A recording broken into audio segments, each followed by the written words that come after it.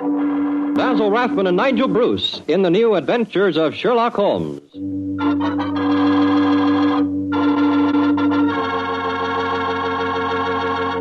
I invite you to listen to Dr. Watson tell about another exciting adventure he shared with his old friend, that master detective, Sherlock Holmes.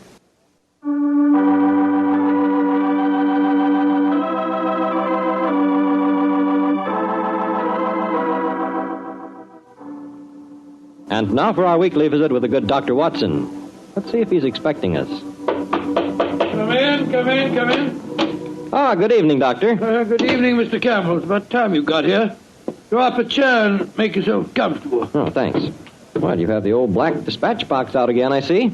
I suppose you've been going over your notes on tonight's adventure. That's right, my boy. And this may interest you. Mrs. Watson figured prominently in the story. She did? Yes, in fact, if it hadn't been for some remarkably quick thinking on her part, Holmes and I might have... well, there I go again, telling you the end of the story before I began it. Well, how did it begin, Doctor? On a winter evening in 1887. I'd been married some months, and in consequence I hadn't seen much of my old friend Sherlock Holmes. Oh, you're still living at Baker Street, I suppose? Yes, my boy, but we couldn't persuade him to come round and see us. From time to time I'd heard some vague accounts of his doings, of his summons to Odessa in the case of the Trepoff murder, and of his clearing up the singular tragedy of the Atkinson brothers. But to get back to tonight's story, my wife and I had just finished an excellent dinner. I remember had settled ourselves down for an evening of pleasant domesticity. She was stitching away on a piece of exquisite petit pois, and I was at my desk balancing figures in the family account book. After a few moments, my wife looked up to me and... John, dear, don't look so troubled. Oh, was I looking troubled? Well, you've been scowling at that account book for 10 minutes now. What's the matter, dear? Don't the figures add up correctly? Oh, yes, they add up correctly. In fact, they tell a very pretty story. After buying my practice and setting up all my outstanding accounts, I find that we have nearly £150 left of the diary that Mr. Sholto settled upon you.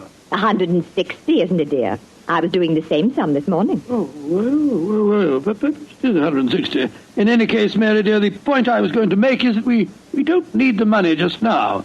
My practice is picking up splendidly, and I was thinking that we might invest it in something really sound, of course. Who's been talking to you, John? Dr. Wilson again. Well, as it happens, I did bump into him at the hospital today. He can put us onto something very good in Peruvian silver. What do you think of the idea? Well, John, the fact is, I'd almost decided to make a business investment with it myself. I thought I'd surprise you. Well, now let me tell you about it, John. Oh. Yesterday, when you were out on your rounds, yes, a most charming man called here. Okay. A Mr. Ted Barber. He introduced himself as a friend of Mrs. Cecil Forrester's. Well, he said he was certain we'd be interested in his new company. And he talked so convincingly that, well, I'm afraid I almost promised him I'd buy some stock in the company. Did you really? What sort of company is it? Well, I didn't quite understand that part of it, but it sounded wonderful. He left a prospectus. It's in the right-hand drawer of the desk. It's something to do with a wonderful new metal that's been discovered by an American chemist called Paradol or Paradis or something. Oh, let's have a look and see what it says. A company formed to exploit the amazing new metal discovered by Dr. Paradis. Paradol preferred stock. The potentialities of this new alloy are immeasurable. The fourth dimension has been conquered. What? Spital dislocation is an accomplished fact. Oh, gracious me, my dear child. This prospectus is absolute poppycock. And now, John, you mustn't be stubborn. I think at least we should investigate it. The man said that if we went to the laboratories, Dr. Paradis would give us a demonstration himself. But Mary dear, the fourth dimension. I mean to say, it's obviously fraud. That's what everyone says when a new invention comes out. This might be an opportunity for us to make a lot of money, John. Mary, I do wish to please me, dear. Well, I can't argue with you for very long, Mary. All right. I'll take you to the laboratory in the morning, but I warn you, I'll show this Dr. Paradis up for the charlatan that he is.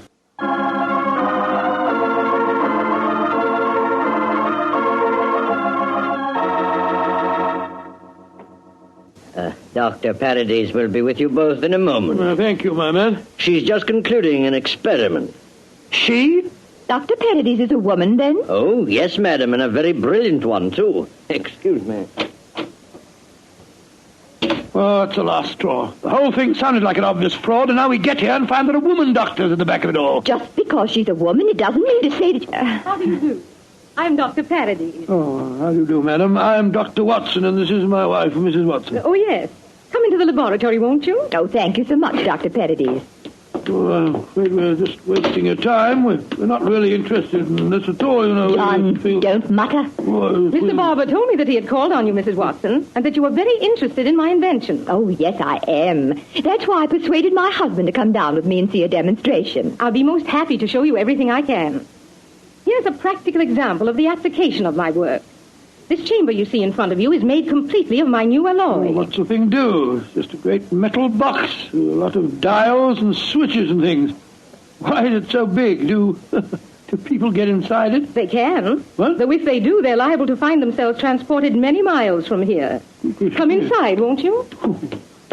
Oh, what a lot of nonsense. Now, John. Before I give you a demonstration, I want you both to see that there is no exit from inside this chamber. No trapdoors or anything.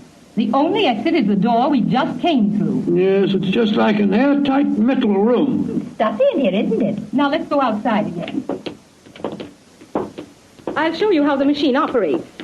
Albert, Yes, Dr. Paradol. I'm going to demonstrate the Paradol chamber to Dr. and Mrs. Watson. Oh, very well.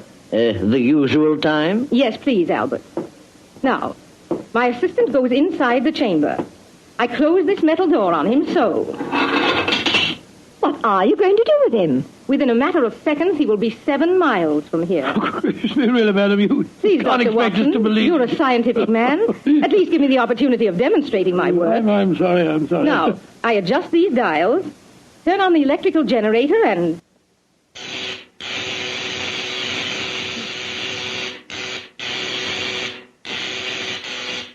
Good Lord, what an amazing business. Now open the door, Dr. Watson, and look inside, please.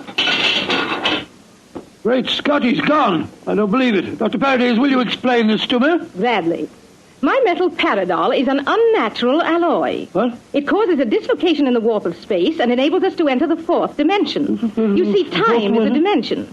Any object in the past, present, or future can be described precisely in 3 dimensions of space and 1 of time. Yes, but this machine of yours... The alloy of Paradol, combined with the great forces of electricity, has created a new force. This element is controlled by these dials, and it is possible to move in 4 dimensions at once.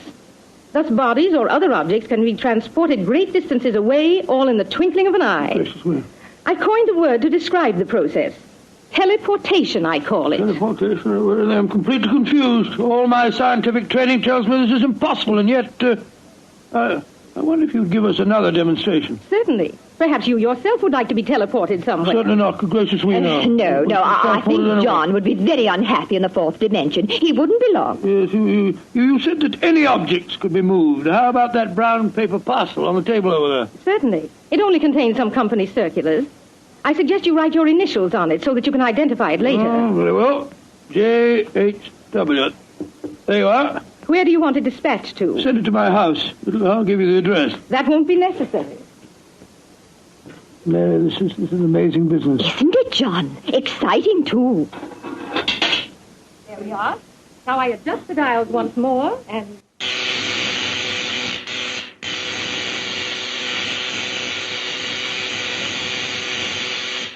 the parcel is already at your house. Oh, it's impossible. Come along, Mary. Let's get a cab and race back there as fast as we can. Well, Yes, goodbye, dear. Doctor. Goodbye, Doctor. Goodbye.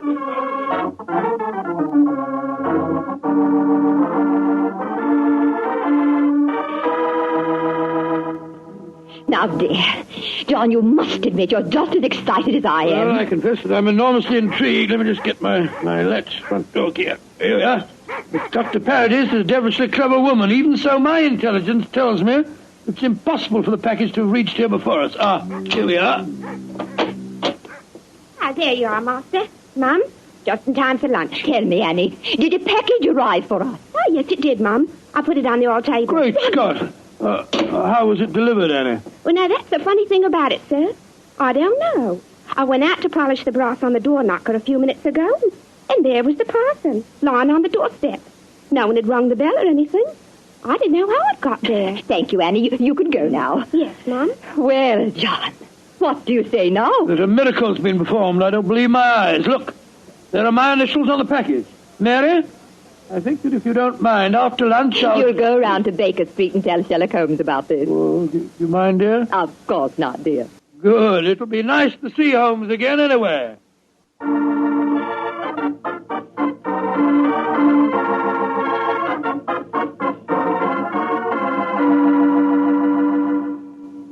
Dr. Watson, how nice to see you again. Hello, Mrs. Hudson. How are you, my dear? Oh, I'm just fine.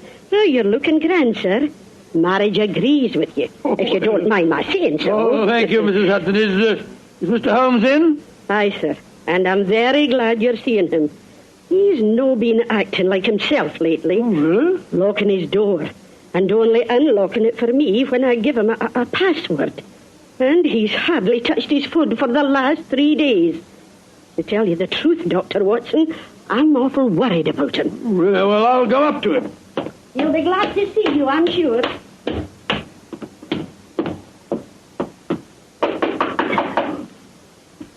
Yes? Who is it? It's me, Watson. Watson? Oh, possibly. I'm not taking any chances. Holmes, this is ridiculous. Surely you know my voice after all these years? John H. Watson. Tell me what your middle initial stands for, and I'll let you in. It stands for Hamish. Watson, my dear fellow. How are you? I'm fine and delighted to see you again, Holmes. Incidentally, why all this rigmarole about locked doors and passwords? Well, Professor Moriarty has decided that it's high time to settle his score with me. There have been several attempts on my life lately. Twice I've been attacked in the streets, and only yesterday a shot was fired at me through the window you see broken there. Lord Holmes, you must be careful. I am being very careful. That's why I indulged in what you refer to as all this rigmarole. But, well, enough of my problems. What's on your mind? There's a sparkle in your eye and an air of excitement that tells me that you've some news to impart. Well, I must say there is something. Of course there is, my dear fellow. Come on, tell me about it. You ever hear of a new metal called Paradol and its inventor, Dr. Paradis? Oh, yes, indeed I have. I received a prospectus concerning it the other day. Well, what do you think of the idea? Oh, obviously it's rubbish designed to fool a gullible public into buying shares. Don't tell me that you were taking advice. Oh, no, of course not, Holmes. Naturally, as a scientific man, I knew it was rubbish. My wife, however, had become a little involved in the concern, and so today, to prove to her that the whole thing was a fraud, we went down to the laboratory and met this Dr. Paradis. Oh, did you indeed? In the first place, let me tell you, this Dr. Paradis is a woman. Oh, a woman? As you can imagine, I didn't have any difficulty in discrediting her theories. In fact, I'm afraid I made her seem rather stupid. However, we did stay there long enough for her to give us a demonstration.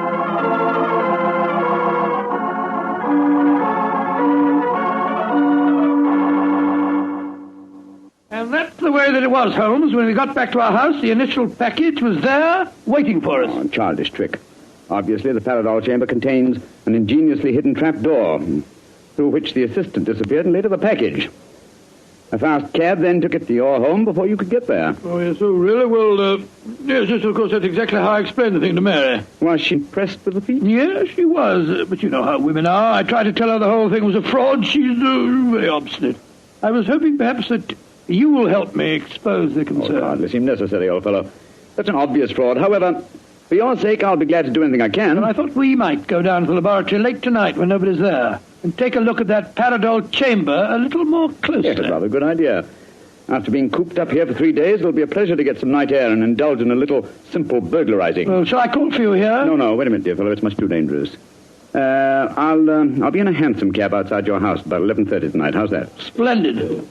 Quite like old times, isn't it, Holmes? Yes, 'tis, old chap, though I think that this time, for Mrs. Watson's sake, I must try and keep you out of trouble.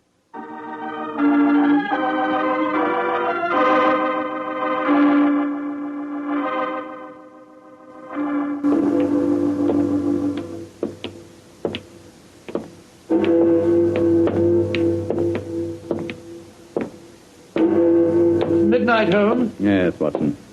Time that only concerned old bachelors like myself should be wandering the streets of London. Oh, rubbish, Holmes. You talk as if Mary was a tyrant. Now, don't get angry with me, old chap. I was only being facetious. Is this, Dr. Paradis' laboratory? Yes. I'd like to be seen. I don't imagine it'll be very hard to break in, though. Strike a match, will you? I took the precaution of bringing this lantern.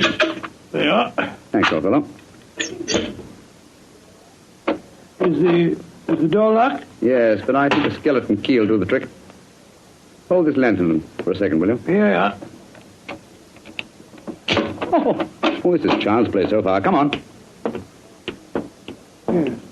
There's the Paradol chamber over there. Uh-huh. Give me the lantern again, old chap, will you? Thanks. Mm-hmm. Quite an elaborate contraption. The door's been left open. Let's go in and take a look at the inside of it. Not both of us, Watson.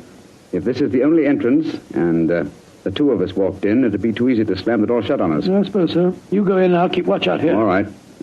Oh, I trust that in a few minutes I won't find myself lying on your doorstep. Holmes, there are times when your sense of humor is a little strained.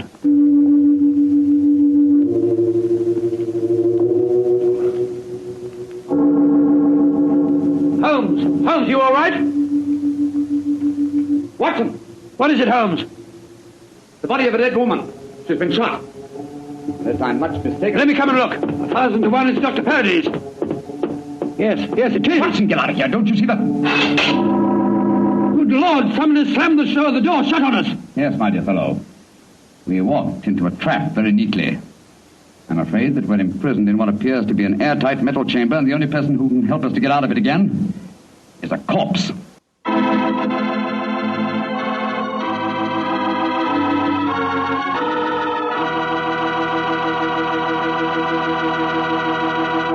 Dr. Watson's story will continue in just a few seconds.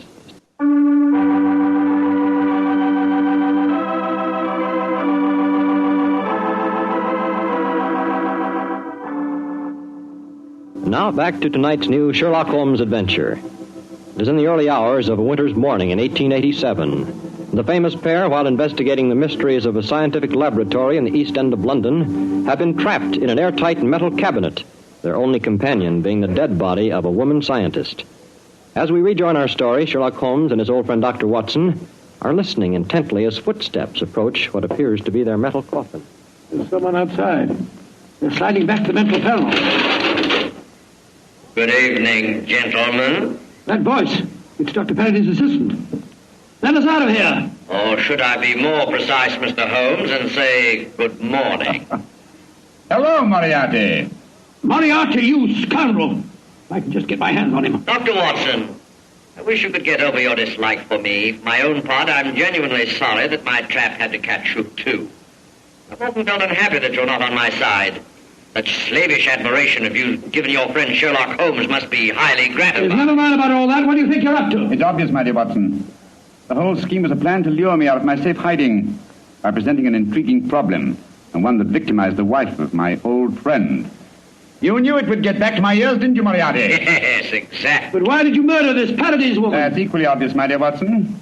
It served her purpose in presenting a most convincing scientific front. As soon as the trap was baited, she was a liability. She might tell tales, and so she was killed. Like so many other of your accomplices, my dear Professor. Ah, precisely. Now, my dear fellows, I'm afraid that I must close this panel and say goodbye. Quite sorry to have to kill you, but you're becoming dreadfully in my way. And how do you plan to kill us, Moriarty? By doing nothing more than closing this panel. Oh, I could be frightfully dramatic and release deadly gases into the chamber, or poisonous snakes, or something equally colorful. But quite frankly, it seems so much simpler just to shut you in. Your oxygen supply won't last very long, you know. And for your benefit, Dr. Watson, I may tell you that Paradol, whatever its other shortcomings as a metal, is bulletproof. Goodbye, you meddling fools! Well, there seems nothing for us to do but look around and ascertain our chances of escape. Holmes, I don't like this. We're in a very nasty situation. My dear Watson, sometimes you're a master of understatement. Aha, just as I thought. What have you found, Holmes? Sliding panel, just behind the dead woman. It leads us to a passageway. A passageway that has been bricked up only within the last few hours. But long enough, I'm afraid, to make it impossible. No, there's no escape here. Hold the lantern a little higher, will you, Walter? Yeah. That's it. Well, what are we going to do now? I was just estimating the cubic capacity of this chamber. The air supply should last comfortably for at least another 8 hours. I recommend a brief sleep to refresh us and also to conserve our oxygen supply. Sleep? Who could sleep at a time like this? I can and you can, old chap, if you discipline yourself. Well, I'll try, Holmes, but I know perfectly well I shan't close my eyes.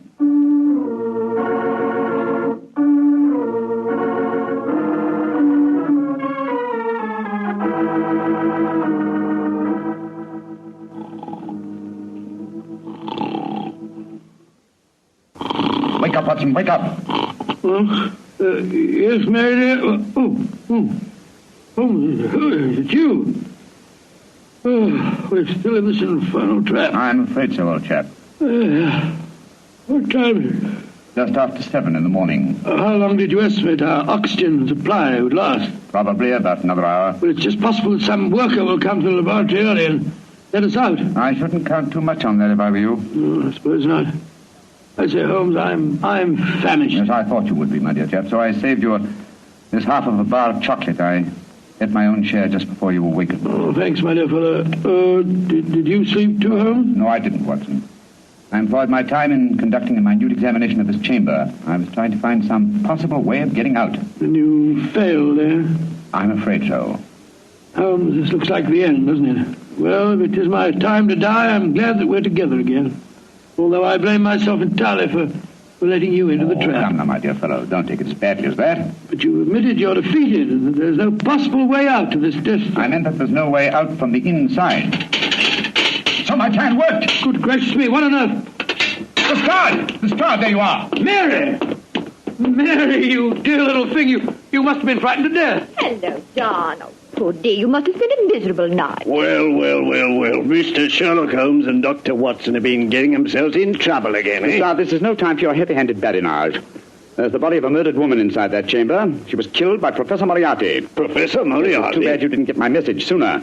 Your message? Oh, bless my soul, Holmes, I wish you'd tell me how you got your message to Scotland Yard. Well, ever since these recent attacks on my life, I've had my delightful band of ragamuffins, the Baker Street Irregulars, watching my house in fixed watches, 2 at a time. I gave the boys instructions to follow me whenever I went out. And if ever I did not reappear within 3 hours, they were to report to our friend Lestrade at Scotland Yard. Holmes, you're amazing. You think of everything. Just a minute, gentlemen, just a minute.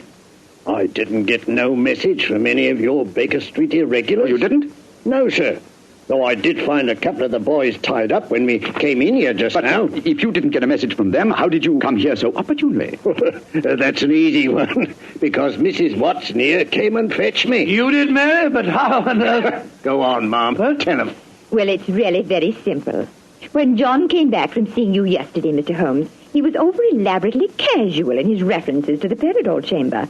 So, of course, I knew at once the two of you were going to investigate the matter.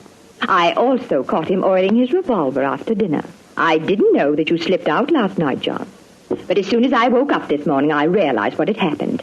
So I went straight to Scotland Yard for Inspector Lestrade and brought him here with me. Why, Mary, you clever little thing. Isn't she a clever darling, Holmes? Mrs. Watson, this has been a salutary experience. Will you allow me to congratulate you on your deductive ability?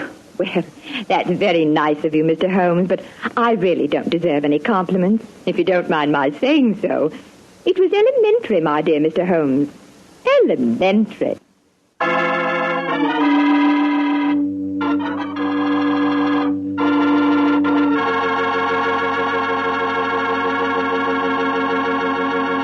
This is Bob Campbell saying good night. This program comes to you from our Hollywood studios. This is the Mutual Broadcasting System.